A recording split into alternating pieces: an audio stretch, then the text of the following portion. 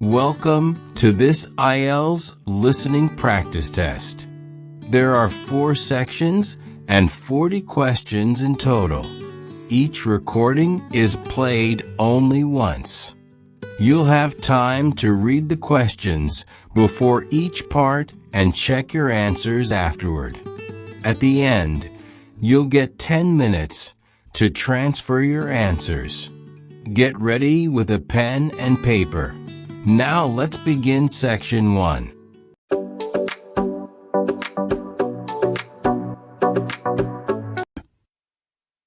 Instructions.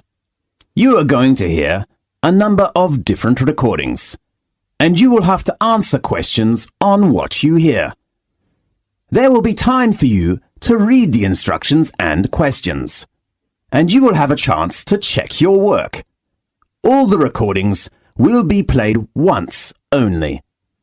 The test is in 4 sections. At the end of the real test, you will be given 10 minutes to transfer your answers to the answer sheet. Now, turn to section 1.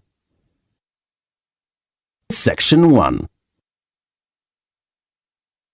You will hear a conversation between a clerk and a tourist about a short trip. First, you have some time to look at questions 1 to 5.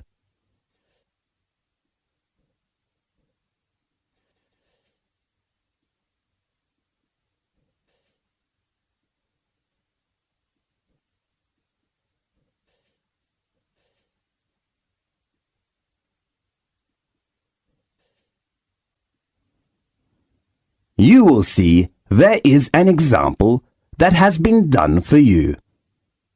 On this occasion only, the conversation relating to this will be played first. Good morning, wonderful travel agency. How can I help you? Good morning. I'd like to know about the information about your short trip. What's the name of the trip? Magic One Day. Right. Could you introduce me to the tour? Of course. The name of the trip is Magic One Day. So, Magic One Day has been written in the space. Now, we shall begin. You should answer the questions as you listen, because you will not hear the recording a second time. Listen carefully and answer questions 1 to 5. Good morning, wonderful travel agency. How can I help you? Good morning. I'd like to know about the information about your short trip. What's the name of the trip? Magic One Day. Right. Could you introduce me to the tour? Of course, and we will give you a 5% discount if you book the latest trip. Fine. When is the next one going? We have a trip every Saturday, which usually departs at 8 o'clock in the morning. And when will we come back? About 6 o'clock in the afternoon. Fine. How about the type of transportation? We like to keep our tours small, so we offer a coach or a minibus. That's great. So how many tourists are there in one group? Usually we take about 15 to 20 tourists, but you know it is peak time now, so the number is up to 25 tourists. Well, that sounds good. So how much is the tour price? As I said, I will give you a 5% discount, so the cost is £18 for each person. Great! Does it include lunch? No, but the guide fee has been included. Do I need to book a seat? Yes, at peak season, in order to ensure your position, seat reservation is needed. So the tourist has to reserve a seat at least 2 days before leaving. Now, look at questions 6 to 10.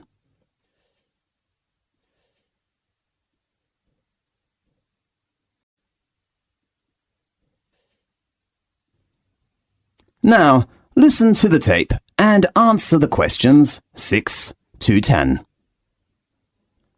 OK, and how about the deposit? You don't need to pay any fees in advance. Fine.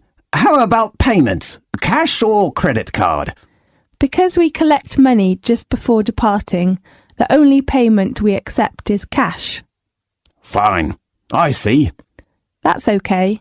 And let me confirm you with your customer reference number. Fine. That is FC864. Right, I'll write it down. How about other things do you want to know? Yes. I'd like to know what attractions we will visit during the tour. Well, let me check the time schedule. We will start at 8 o'clock and will arrive at Edinburgh about 10 o'clock. The first resort we will visit is Old Castles, the most famous Scottish castles. It is the home of the Scottish crown jewels, the oldest royal regalia in Britain. Well, may I take photos? Of course. I heard that the City Hall is a good place. Will we go there? The next tour does not include that place. OK. And then we will go on to St. Giles's Cathedral, with 1,000 years of history. It is renowned for its stained glass, regal organ and beautiful thistle chapel. Great. Is it near to the zoo? Yes. After lunch you will visit Royal Palace. It is a good place to know about royal family's life, but it has a rule with no photo. Right. But you can pick some souvenirs in the local handicraft shops close to the palace. Great. And about 4 o'clock we will get to the Seabird Centre. Do you mean the aquarium? No, they are different places. OK. Does it have an animal performance? Sure, you can appreciate the play of dolphin and sea lion. It sounds good. About 6 o'clock we will return. If you need other information, please read our tour booklet. Fine. Thank you very much. You're welcome. Goodbye. Goodbye. This is the end of section 1.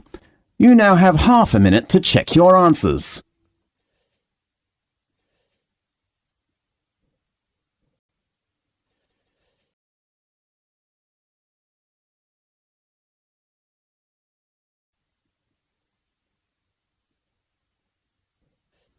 Now, turn to section 2.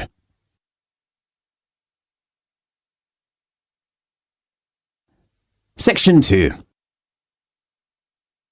You will hear a conversation between a doctor and a student. First, you have some time to look at questions 11 to 15.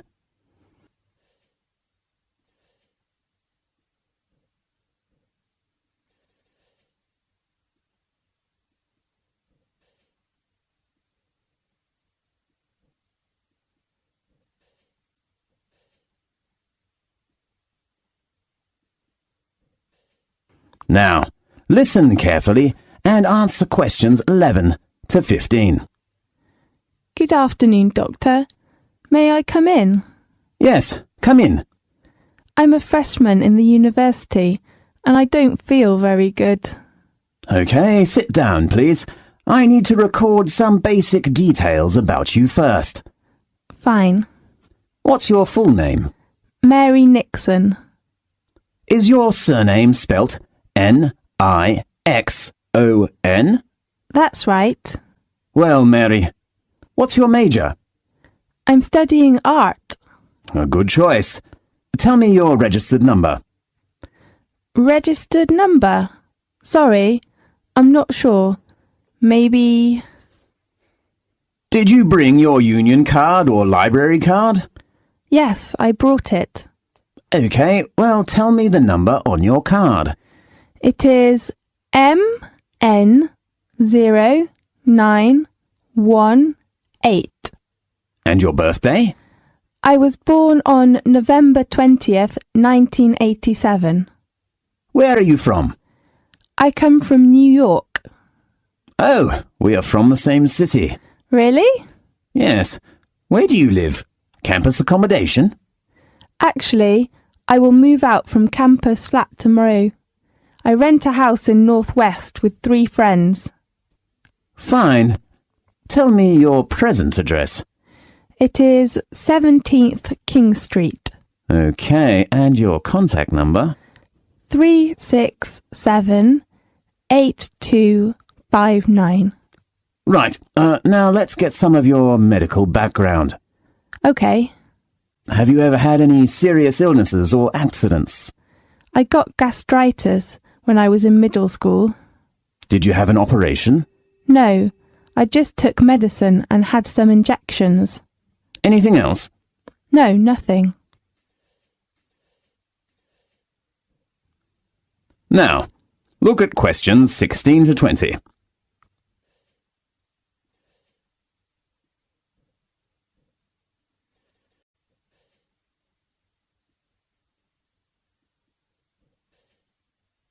Now listen to the tape and answer the questions 16 to 20.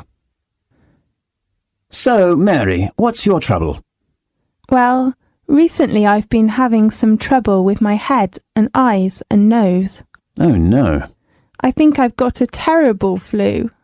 Maybe or maybe not. Describe your problem specifically. Okay. Since last week I've been sneezing, and sometimes I can't stop, and even later I begin to feel dizzy. Do you get a fever? No.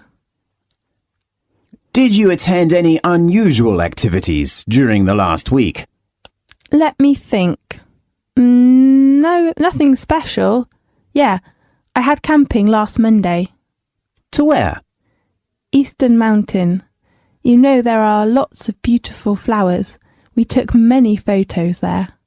So your illness has lasted for 1 week? Yes, but sometimes I'm fine. I don't know why. Do you have any allergies? I remember I got allergic to mango when I was a child, but now I'm fine. How about flowers? I mean, pollen. You mean I'm allergic to pollen? Yes. What should I do? I suggest you take some medicine first and drink more water. Okay. And then, if your symptoms are getting worse, I suggest you go to a hospital to check. Okay. Thank you very much. I hope you will recover soon. Thanks. Goodbye. Goodbye. This is the end of section 2. You now have half a minute to check your answers.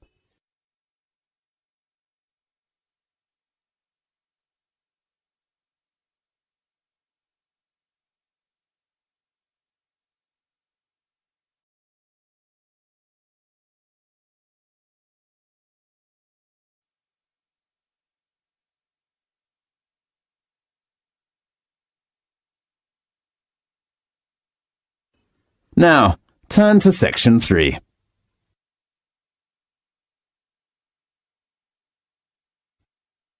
Section 3. You will hear a conversation between a new student and a lecturer. First, you have some time to look at questions 21 to 25.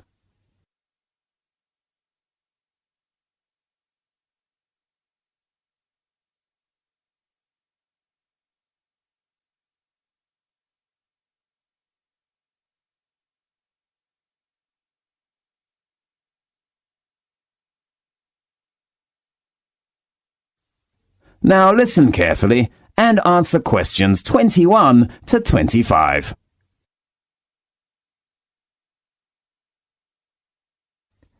Good morning.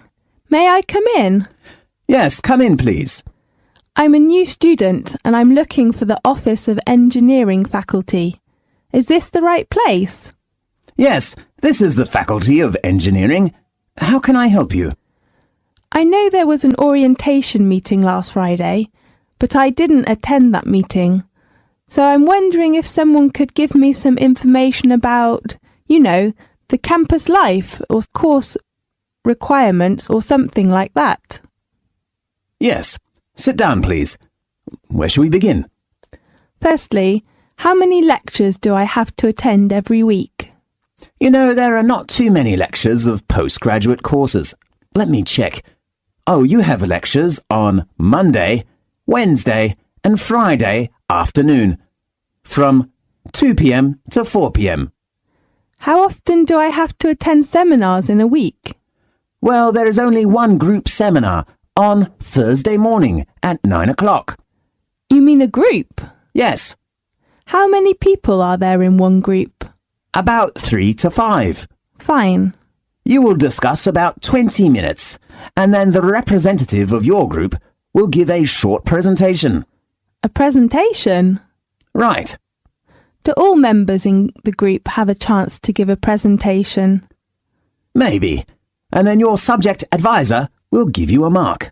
A mark? Does that mean the representative's mark is all members' mark? That's right. How about attendance? The postgraduate attendance is only 70%, but a few students will be absent in our faculty. Fine. Should I choose the time? Because I have a part-time job. I am afraid not. You know, the postgraduate course is very intensive. We do not suggest that our students do any other jobs. Yes, I see. I will spend time on my course. Oh, how many modular courses are there in the coming academic year? You have 3 modular courses from September to June next year. Okay. Now, look at questions 26 to 30.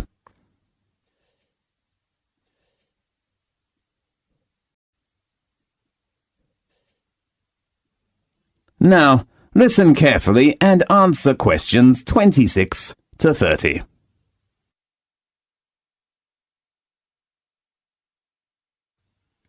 Anything else I can help you with? I'd like to know some information about the course assessment. Well, beside presentation, you will have an exam at the end of the term. An exam? What type of exam? It's an open book exam, Fine. but your main assessment is the assignment. You mean homework? Yes, you will have to write an assignment with 6,000 to 7,000 words every month.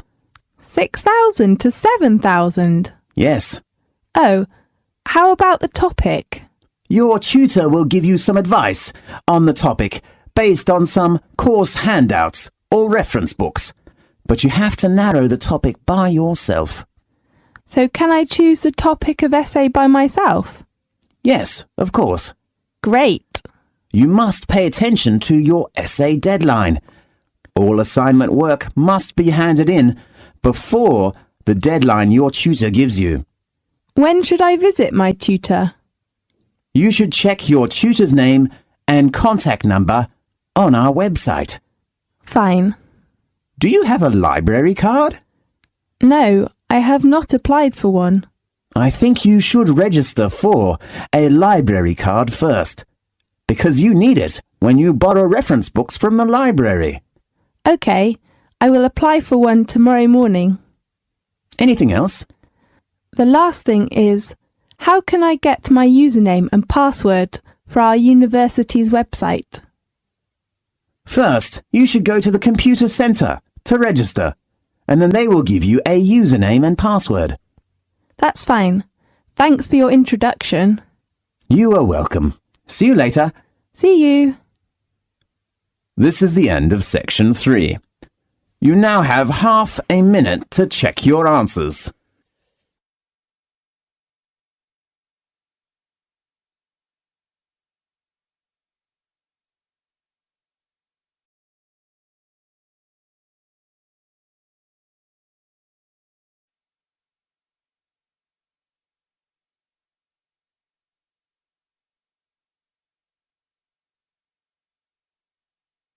Now, turn to section 4.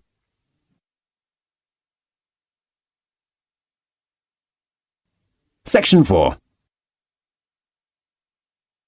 You will hear a lecture about an animal living in South America.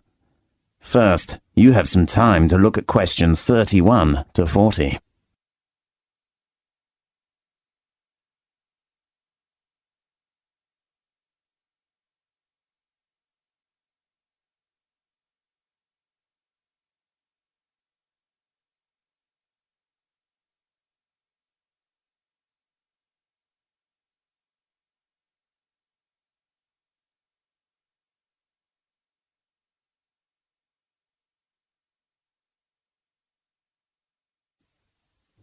Now listen carefully and answer questions 31 to 40.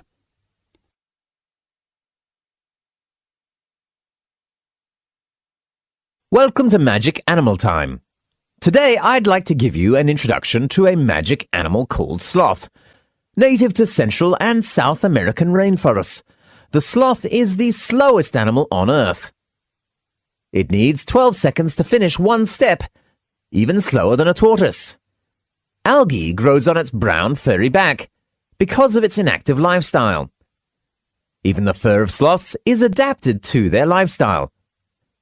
Sloths usually hang upside down, so their stiff, wiry fur grows differently from the coats of most mammals. Horses' hair, for example, grows from the back, so rainwater will run off. Below this tough top layer, a dense downy layer of hair provides additional protection from pesky insects. The greenish cast of the sloth's shaggy fur is caused by symbiotic algae that grow in grooves running along the length of each of the mammal's outer hairs. The sloth hosts the algae, and the algae return the favor by providing nutrition that the sloth either ingests by licking its fur or absorbs through the skin. The grayish-green color makes the sloth look just like a clump of dry leaves hanging from a branch. The perfect jungle camouflage. And the longer a sloth lives, the greener it gets. Sloths have a short and flat head, a snout that is short in length, big round eyes, long tree-climbing legs, a stubby tail, and small ears, and though some have called them ugly, they have the cutest face that looks like they're always smiling, just like a koala in Australia. Sloths spend most of the day sleeping, curling up in a tree notch or hanging from a branch with all four legs closed together, their heads tucked between their front legs. People seldom see them much move, even when they are awake. Only at feeding time, sloths move more slowly and carefully, hand over and through the treetops, searching for leaves, fruits, and twigs. They even mate and give birth while suspended from their long, curved claws. Sometimes a sloth will die, hanging upside down from a tree limb, and remain so after death until they decompose or are forcibly removed. Why do sloths have such an unusual lifestyle? It's the strategy they evolved to survive as tree-dwelling plant eaters in a place with many predators. Most domestic herbivores, such as cattle, horse, and sheep, graze all day long. Because they feed on nutrient-poor vegetation, they must eat almost constantly. Sloths are also classified as herbivores, and their diets are also low in nutrition. But rather than munching all day long, they have become masters at conserving energy.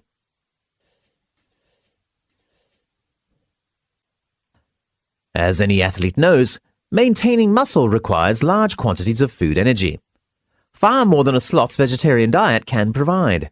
Sloths are relatively inactive and usually spend most of their day hanging upside down, so they can get by with half as much muscle mass as similar-sized mammals. Hence, they don't need to eat too much. In addition, because of heavy muscle, sloths weigh far less than other mammals. This makes it possible for them to climb on thin branches high in the tropical forest canopy, where they can more easily find food and avoid heftier predators. Keeping a high body temperature also takes energy. Sloths fulfill this need by maintaining a lower average body temperature than other mammals.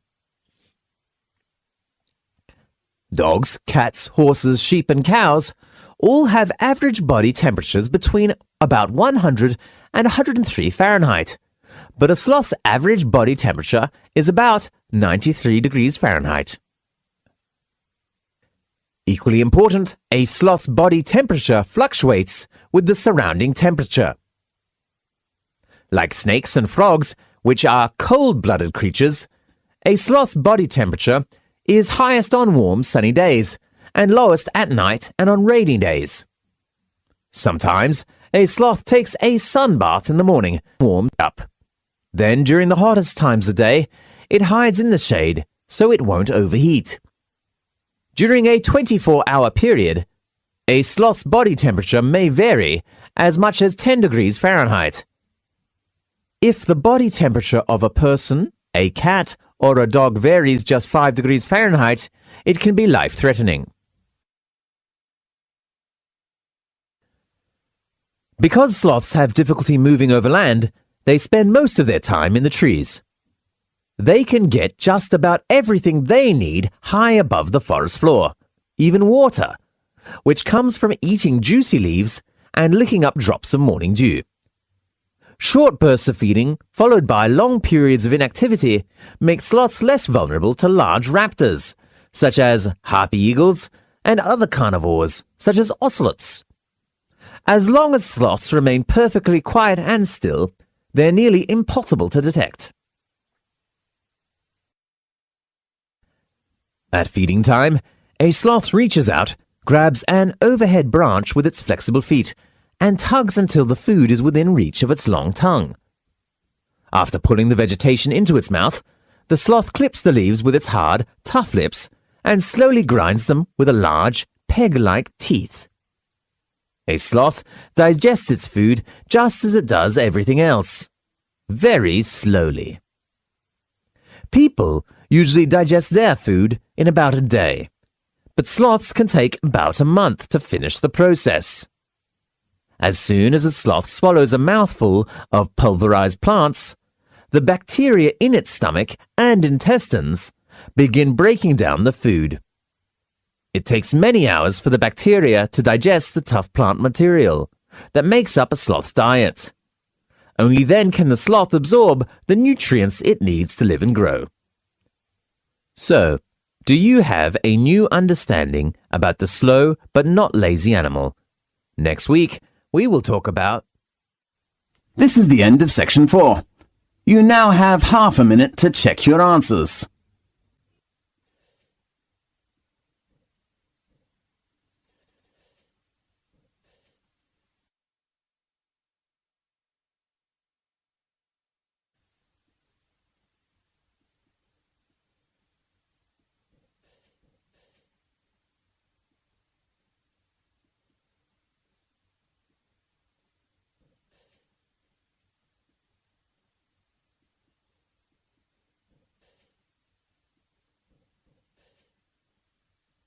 This is the end of the listening test. You now have 10 minutes to transfer your answers to the listening answer sheet.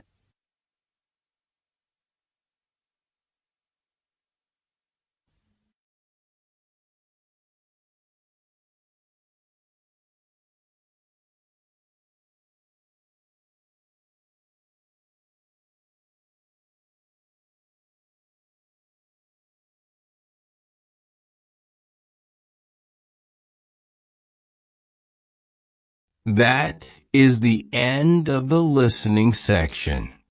You now have 2 minutes to review your answers before the test automatically moves on to the next section. Please take this time to check your answers carefully.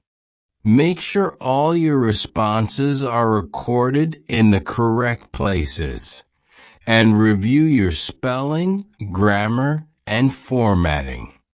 Once the time is up, the system will take you directly to the reading section. Please remain seated and stay focused. The next section will begin shortly.